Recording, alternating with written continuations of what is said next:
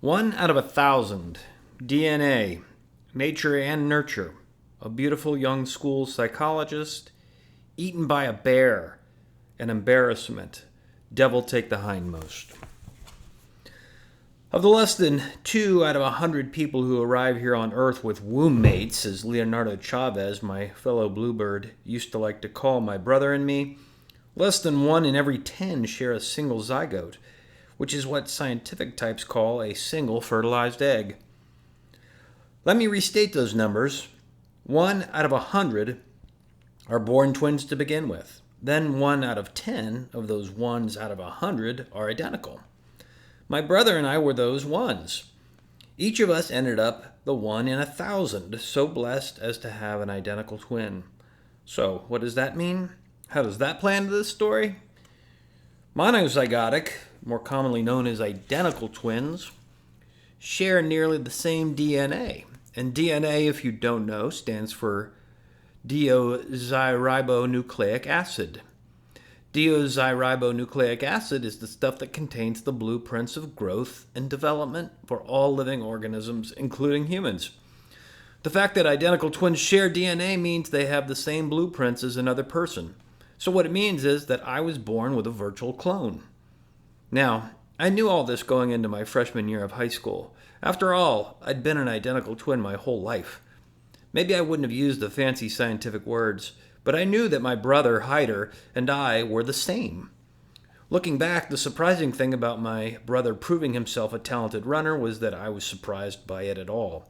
I mean, I should have seen it coming, right? We were the same height, same weight, same IQ, same hair color, same shoe size, same lazy left eye. So maybe I'm not as smart as I think, because when he beat both Keen and me at Devil Take the Hindmost, I was first shocked, then devastated. DNA, as everyone knows, isn't all that makes a person what they are. The DNA is the nature side of the equation. It's the part of a person's born with. The other side, commonly referred to as the nurture side, also called a person's environment, is the other side. That being said, it would be logical to assume that identical twins really are, in most cases, nearly truly identical in both nature and nurture. After all, most twins aren't separated at birth. They grow up together. They share the same parents, the same hometown, the same schools, the same brothers and sisters, or lack of brothers and sisters, and all the other things that make up a person's environment. This was certainly the case with my brother and me. The problem is that analysis leaves out one important element of a twin's environment: the other twin.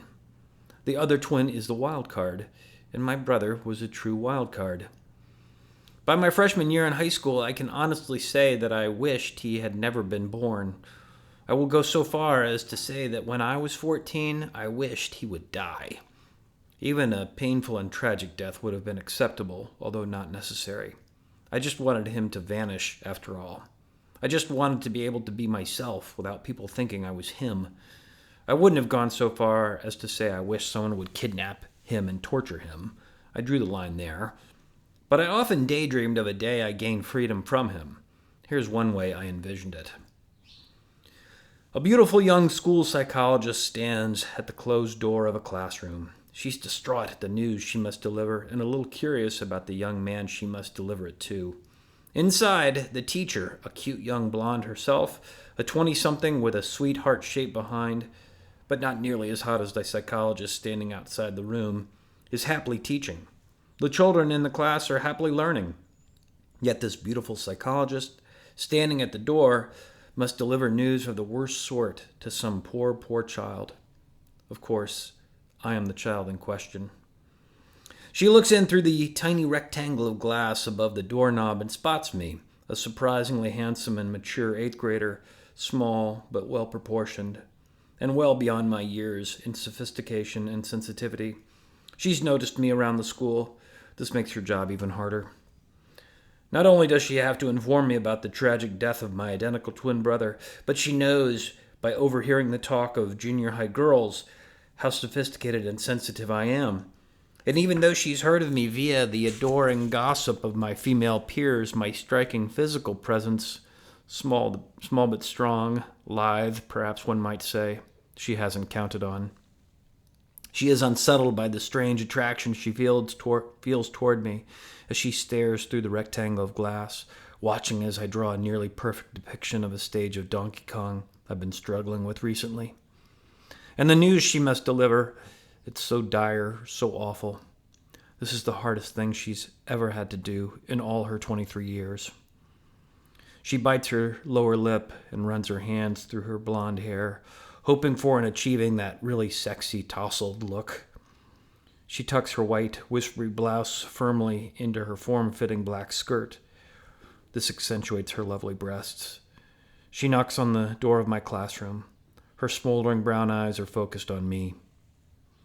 After that, I'll summarize. She ends up telling me my brother was eaten by a bear while on a field trip to the zoo.